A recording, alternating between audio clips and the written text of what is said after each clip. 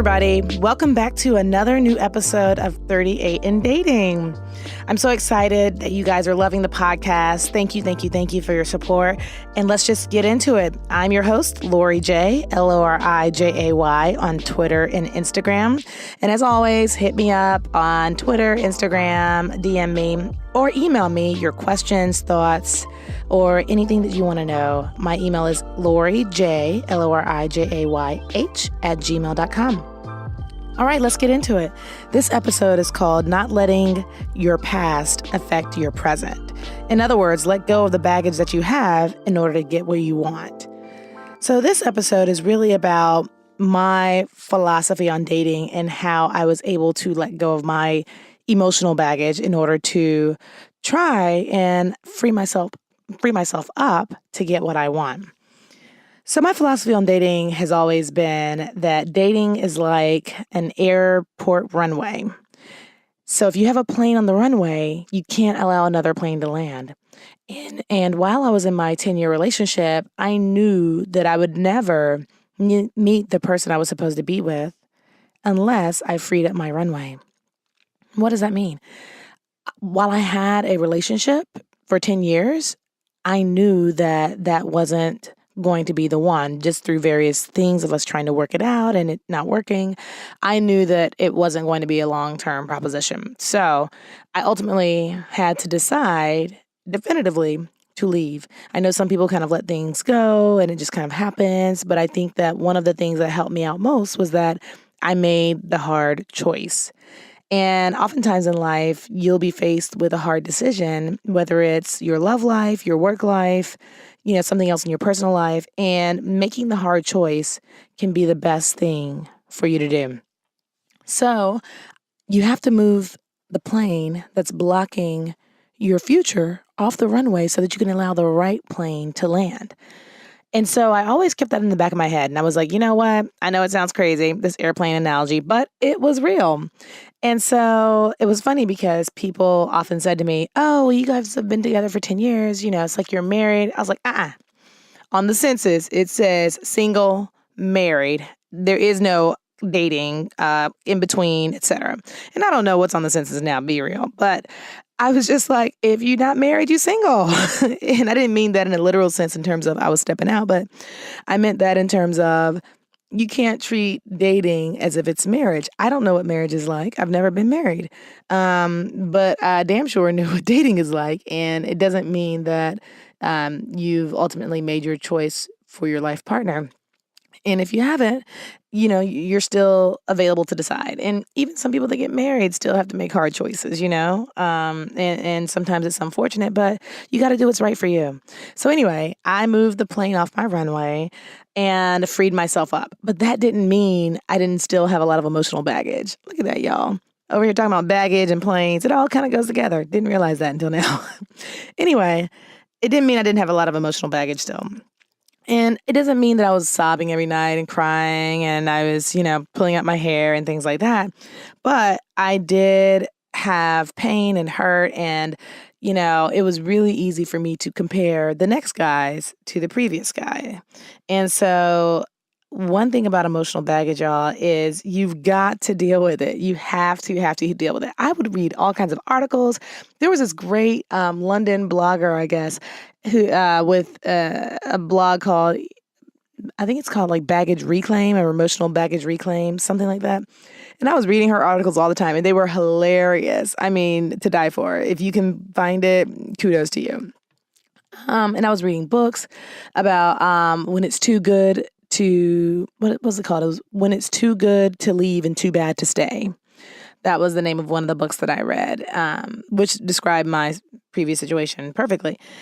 And I realized that I had to do some self-work. And thank God for good girlfriends who recommended books to me and talked me through it. And I was able to really look at myself and figure out what is it that I need to address within myself in order to free myself up emotionally for the next person.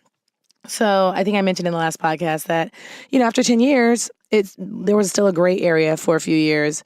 And that's the time that I really worked on myself and had to really separate myself from my ex. And so one of the things that I made sure to do was take a hard look at the thoughts that I would have when dating guys. So sometimes I would date a guy and I would, just wait for the other shoe to drop. Like, oh, he's great, wonderful, but what's wrong? I don't know if you've ever done that, but that happened very easily. And I said, Lori, why do you wonder what's wrong? And I had to go back and really think about why that is. And there is this relationship counselor named Harville Hendricks who does this thing called, I think it's called Imago Consulting, IMAGO. Google it. And I think that their philosophy, he and his wife's, because they're both counselors, I think their philosophy is that all the things that you experience as an adult are based on situations that happened when you were a child and how it impacted you. And so, since I couldn't afford the counseling from these wonderful experts, I just read some of their books and kind of leafed through them. And so I started to think back in terms of when I first really started feeling like I was waiting for the shoe to drop when I was younger. And, I dated in high school, all of that. But then I pushed myself to go back further. Have you ever thought about that? Like, what images have you seen as a child that influence how you think about things today as it comes to dating, love, marriage, partnership, etc.? And I started to think, I was like, the only example I had as a young child of marriage was my parents. They were married for several years when I was young. I think they separated when I was 10 and divorced when I was 13. And I realized that the things that I saw, and my parents were never, physical or anything like that. I mean, we grew up in a very loving household. But I was very sensitive to discord. And if things weren't right or if they weren't talking and things like that, if one person was pulling back, I was very sensitive to that and I saw that. And seeing that as a child, I think that impacted me as an adult in terms of I never wanted to be the person who couldn't see when somebody was pulling back. Does that make sense? Like, I didn't want to be so head over heels for somebody that I couldn't see that they were on their way to dipping out and bouncing. And that probably stemmed from me as a child thinking that about my parents. One parent pulled back and the other one was, still fighting for the marriage. And it kind of evolved, in different ways. And I did not understand it as a child, and I probably never will because that's their personal stuff, and it's not for me to understand. And they each had their reasons for everything that happened in their marriage. But it produced 5 beautiful kids, so I'm happy I'm here. Thank you, Jesus. So glad y'all did that. But, interpreting it from my standpoint as a child probably had an impact on me as an adult in dating.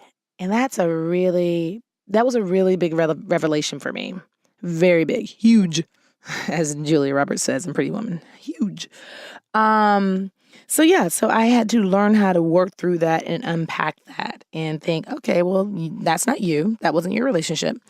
And when I realized that, I remember, I think it was, I don't know when I realized it, sometime in adulthood, but I remember asking my parents about how they got married, what led to the divorce. And they only tell me so much because obviously it's their stuff. But understanding their marriage a little bit more and their divorce a little bit more helped me to not compare my dating life with their marriage. So I used to think, oh, I don't want to get married because I don't want to get divorced. That was my big thing, as crazy as it sounds.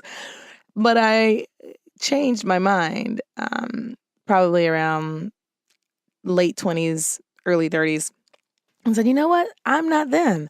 And I do want a life partner. I do want a mate. I do want a husband who will be fantastic to me, for me, with me, and to have kids and to experience that journey of raising them together and learning together and growing together.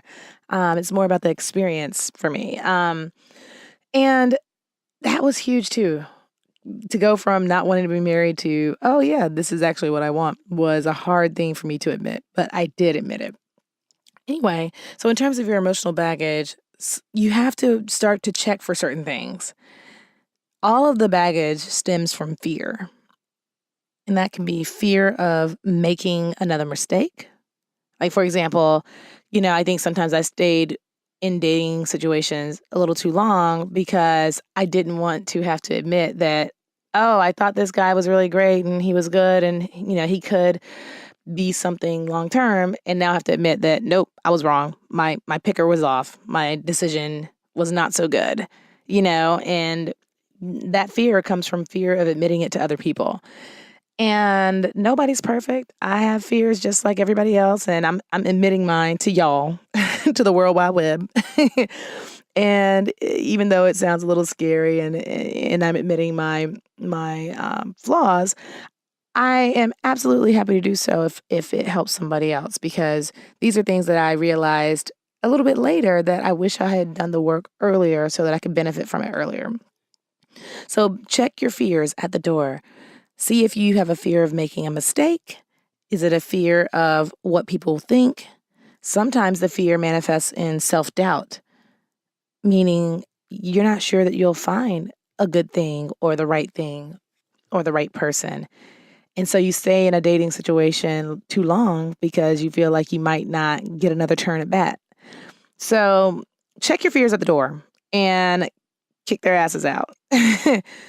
Right? It doesn't mean that you'll never have fear, but find a way to overcome them, overpower them by believing in yourself and doing the self-work that you need to do.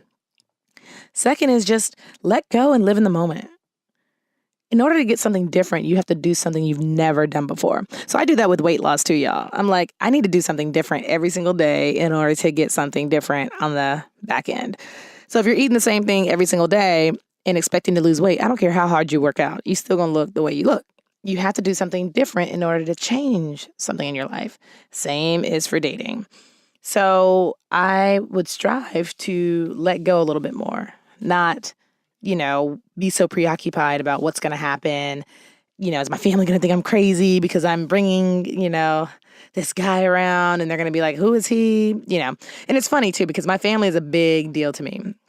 I don't know how many of you guys have a close family and siblings that are very much vocal when it comes to you dating, but I definitely have some vocal siblings and I love them to death. I love every single one of them. And my mom and my dad and my stepmom. That is my core family, y'all. And they all have thoughts and opinions, and they vary on the spectrum of hugely supportive to supportive but discerning to I got one eye open.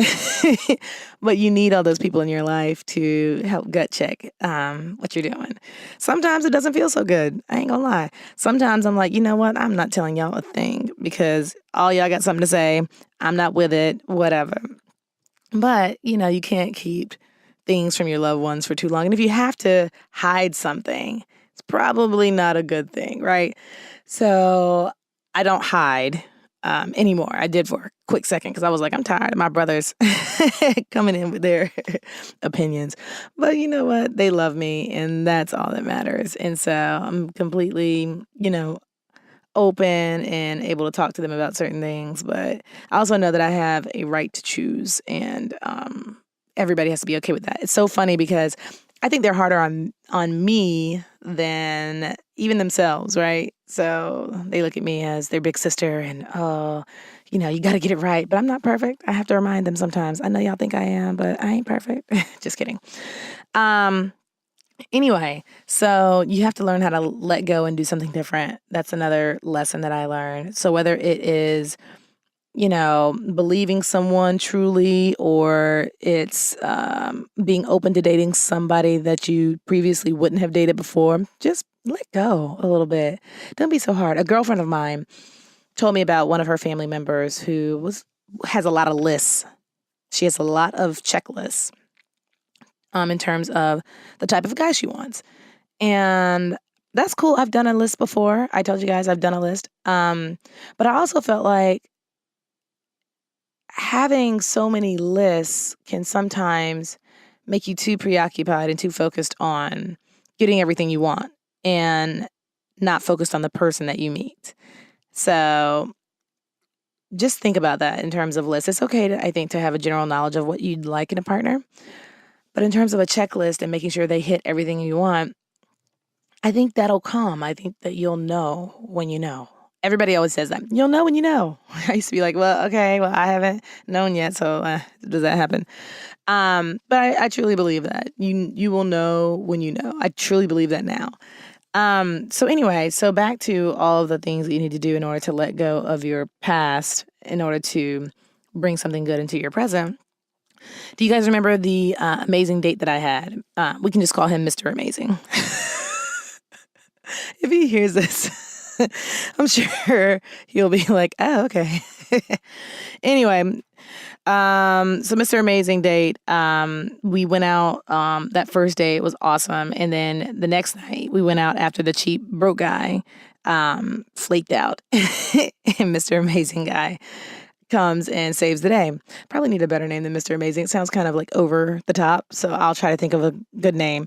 Anyway, and so, the following week, we went out on a couple of other dates and they were both fantastic. Y'all, I was just like scratching my head. I'm scratching my head right now. You can't see me, but I was scratching my head like, wow, like, where does this happen? How does this happen? This is great. And then the committee in my head tried to start making determinations. So they were like, yeah, he looks all great and sounds all great, but can that be real? And then the other committee member was like, oh, okay, that's cute and all, but girl, it's just 2 weeks in, so slow yourself. And then my other committee members were like, girl, have fun, enjoy it, live in the moment. Don't worry about those snide remarks from the other committee members, whatever. So I had all this going on. I think my committee is probably made up of 8 to 10 people. And it was going on in my head, and I was finally like, stop. Right, because I'm ultimately the judge of my committee. So I was like, stop, we just have to live in this moment and enjoy it. So that was my doing something different. And so we continued to go out, have fantastic dates. And, every so often I remember thinking like, oh, wow, this is great, but can we make it the distance? Like, I don't know. Like, I hope we do. Like, what happens when we have an argument? What happens, when something bad happens? Are we going to be able to muscle through it, or are we going to fall apart? And I had all of these fears just creeping up, y'all. And it's probably like 2-3 weeks in. And I shared them with him. In my head, I was like, I'm sure he thinks I'm absolutely crazy now. So I'm letting my freak flag fly. And he's going to be like, you know what? You're absolutely crazy. That's okay. Thanks. Appreciate you. But he didn't. And he heard my fears and concerns and totally alleviated them. And, he was just really, really sweet about not judging me at all and making me feel okay and comfortable in having those thoughts. And he totally reassured me, and it was fine. So that thing right there, in terms of me letting go and actually expressing my fears, was completely different than anything I had done in the past. Like, I would usually just let this committee go on, have these fears. I would be very quiet about them, and I would just kind of be observant and watch and wait for something to happen. But I said to myself, Laura, you have to do something different. You have to be communicative and express what you're thinking, even if you think that the person might think that you're batshit crazy. And I did that. And I'm thankful that I did. And it was interesting because the more that I shared with him, the better I became at sharing. Funny how that happens. I would feel nervous in sharing some things that I was thinking, but I powered through them. It was like I said to my gut, like, push through, girl, push through. Go ahead and put it out there. Go ahead and say it. You might as well say it now, because what you're thinking now is not going to change unless you get it out and get it off your chest and have a discussion. For some people, it's so easy to communicate like that. Me, I'm an Aquarius. I like people to always be good and happy around me and feel great around me. And the thought of discord always makes me feel like, don't want that to be in my hemisphere. But you have to do that, right? So I don't know if everybody out there in the podcast world is all communicative, or if some of you guys kind of hold back and wait and are reserved. But I learned that pushing through early in terms of communicating your thoughts, no matter how wild or even how logical they are, like, you just have to push through early, y'all. Early. And as early as you feel comfortable. And I also had to let go of the idea of time. My sister actually coached me on this. I would say, oh, but it's so early, it's too early. And she would say, let go of time. Just be present where you are, express exactly how you feel, and don't worry about whether it's too early or not. You know how people tell you like, oh, you've been dating somebody 2 months or 3 months and girl, that's too soon. Y'all still in the honeymoon phase. Wait till you get to year 1, year 2, right? And that's cool. I get it because I've been in a long-term relationship. But at the same time, I also realize that your timing is your own timing. Don't let anybody else tell you what timing should be for you. If you feel a certain way in a certain amount of time, that's you and that's your relationship. You don't have to succumb or commit to people's general timing for what a relationship should be, right? You don't have to say, oh, well, I can't, say I love you until this mark. I can't feel this way until this mark. Your relationship is your relationship. And I had to learn that for myself. So all that to say is I had to push through, communicate, and let go of the previous way I was, which was waiting for something to happen. So in terms of the committee in my head, I am proud to say that they have quieted down and I have learned how to really think through what they're saying. Not to say that you ignore the committee in your head. I think that, thinking through things is absolutely perfect and great, but you also have to balance that with how you feel. And so I don't know if I told you guys about the cater waiter guy. I know I spoke about it, but when I dated that guy, I think I told you guys this. I had knots in my stomach every single day. I mean, my stomach was in turmoil. Y'all would have thought it was a bad episode of Something About Mary, that movie with Ben Stiller. It was horrible. You would have thought I'd eaten like Indian food and Thai food and hot sauce all in one because every day my stomach was hurting like that. Horrible visual, but it was. And I ignored it because I had a fear of admitting a mistake, right? I was like, I've made it seem like this person is great, but I know in my gut, like, this ain't for me. And I just did not like to admit that I made another mistake, or I made a mistake. Let's not say another, a mistake. And you know what? Who cares? You admit it. I mean, it sounds easy now, but in the moment, it was definitely not easy. So admit your fears and your mistakes and all of that stuff early. And it could only help you. And I'm so glad that I cleared my runway. So every time I would date a guy, I would try to feel if it was something that could be long-term or not. And if not, I tried to end it quickly because I didn't want to waste his time. I didn't want to waste my time in terms of knowing it wasn't something that I wanted to continue. So keep that in mind in terms of your runway. Is there somebody on your runway that needs to be moved off? If so, move them off now. Don't wait. Is your runway clear? Is there emotional baggage on your runway? These are questions I asked myself and I had to work through. So ask yourself these questions and figure out what's good for you. It's interesting being 38 and dating. We were talking about being 38 or older and dating the other day. And it's interesting because you've hit a level of success in your career usually by this time, a lot of times. And the more successful you are, the harder it is to date as a woman. And that's what this girl that I know and I were talking about, Chantel and I were talking about. And Chantel and I were just laughing at the fact that you would think that guys would love it that you have your shit together, that you don't need them for money or to, make all the decisions for you. I mean, trust, sometimes I don't feel like making decisions. So it is nice to have somebody do that. But you would think they would love it. But instead, when you're 38 and dating and a woman, a lot of times it becomes more of the challenging factor. Like if you were 23, it'd be all right. I asked one of my guy friends this question. I said, hey, if you had the choice between dating a 23-year-old secretary and a 38-year-old successful woman, which one would you choose? And this is a guy I highly respect. He is successful in his career, intelligent. I mean, just an all-around great guy. And I asked him that question. And do you know what he said? He would choose the 23-year-old secretary. I said, why? He said, because she would have time for me. The successful woman, while I respect her and I would admire her highly, she probably wouldn't have time for me.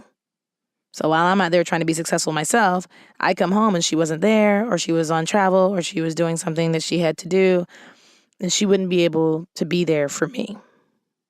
And I was like, wow. And okay, so I'm making very broad general assumptions, y'all, in terms of secretaries and successful people. But what that said to me was he was willing to sacrifice someone who might be on the ball in order to have his needs met in terms of personal time together, someone who can be supportive of him. And I don't think that you have to make that trade-off.